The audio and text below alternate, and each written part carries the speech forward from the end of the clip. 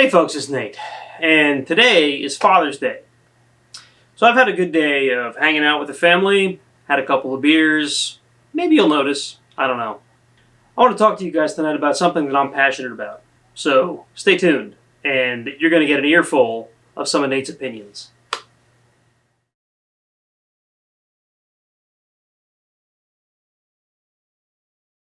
Alright, so you're at the swap meet, or the mall parking lot, or, I don't know, maybe a club meeting, whatever. You're new to the sport.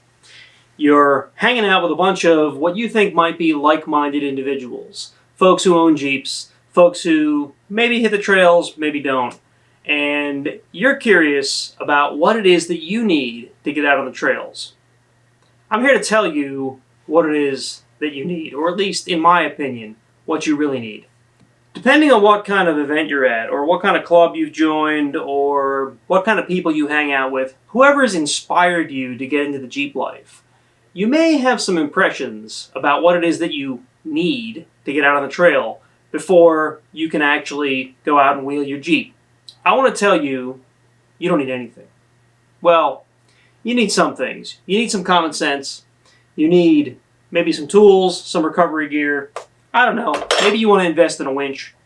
I'm of the opinion that if you own a Jeep, or if you own, say, a Cherokee, even a Grand Cherokee, maybe even a Liberty, maybe even it's not even in the Jeep brand, maybe it's anything with four-wheel drive, I want to tell you that the best thing that you can do before you spend a penny on building your rig, other than a little bit of common sense items, is to get out there and wheel. Take your Jeep, take your rig, whatever it is. I don't care if you're driving a Discovery, a Land Cruiser, a freaking S10 Blazer. That's where I started. Get out there and wheel. Take your stock Jeep, your stock rig, go out there, hit some trails. You don't need lockers. You don't need a crazy lift. You don't need 35-inch tires or bigger. You don't need anything. What you need is a little bit of common sense. You need to learn how your vehicle operates. Once you know how your vehicle operates, then you can start thinking about what you need to improve.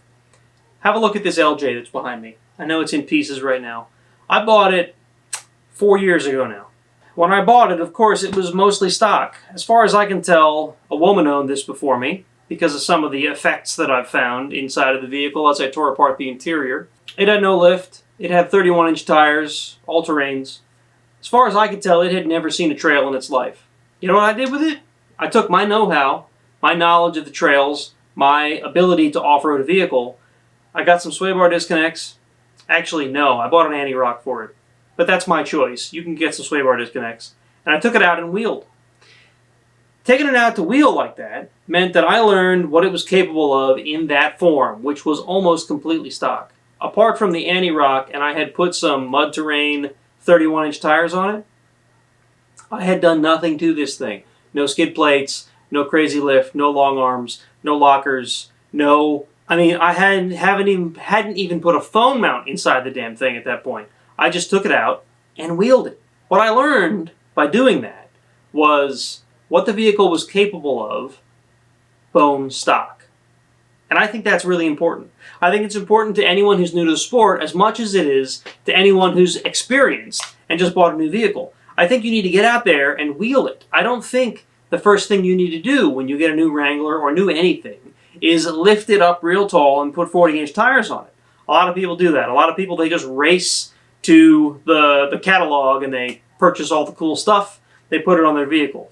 Now, personally, I don't have the money for that.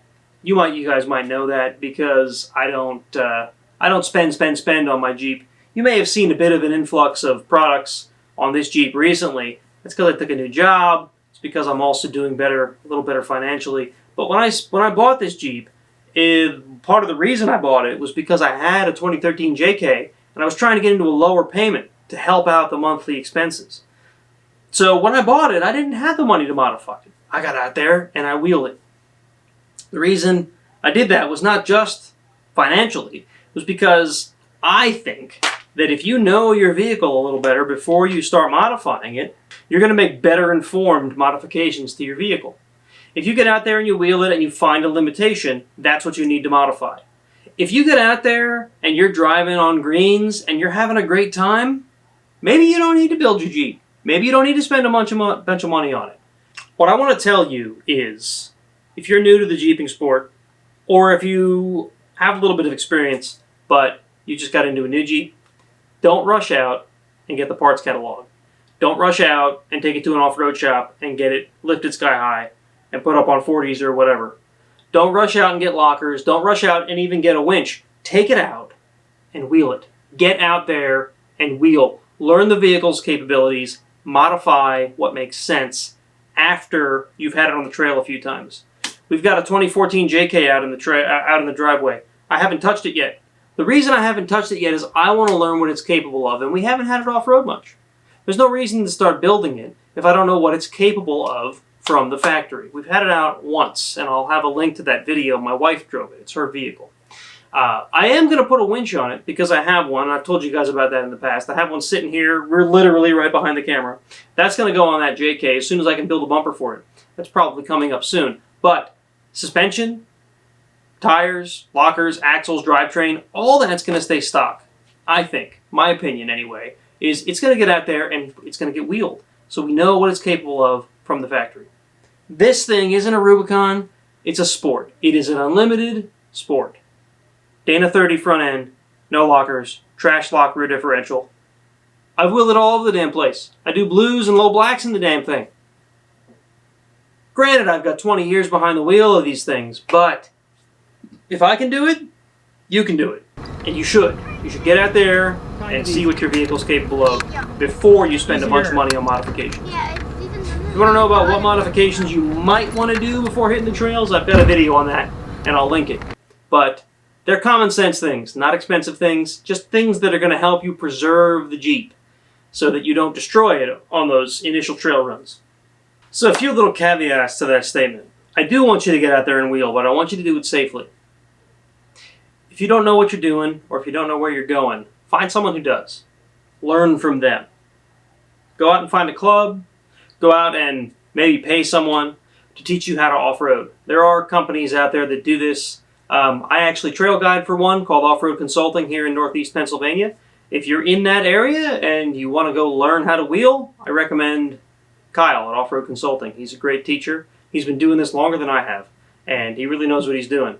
But if you're not in this area, there's lots of other folks out there that can teach you, whether they're a business or whether they're just kind individuals that want to see you succeed. Personally, I feel like if you enjoy this sport, it helps you to teach others how to do it responsibly. Because if you don't teach others how to do it responsibly, they may not know. And if they don't know, they could ruin it for the rest of us without even realizing it. And if they do that, we lose trails. So that's a bad thing.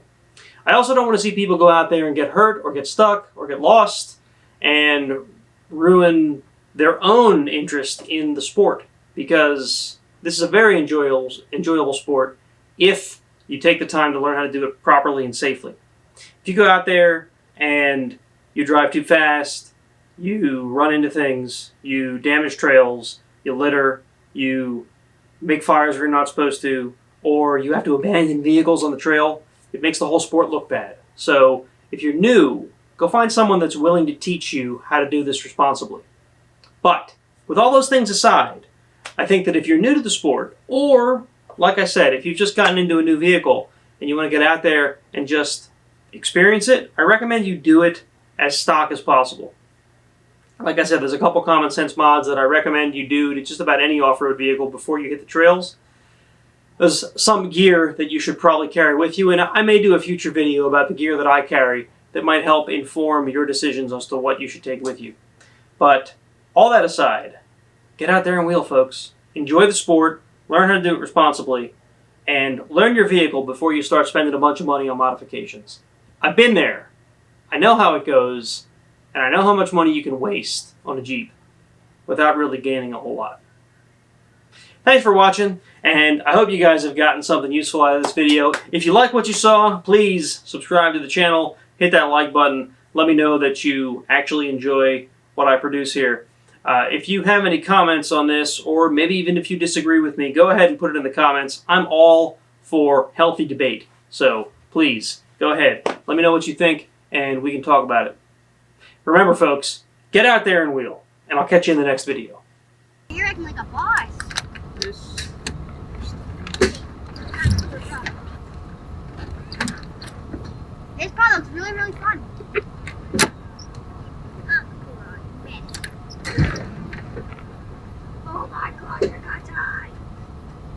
not going to die. That's good. We could get there if I'm not careful.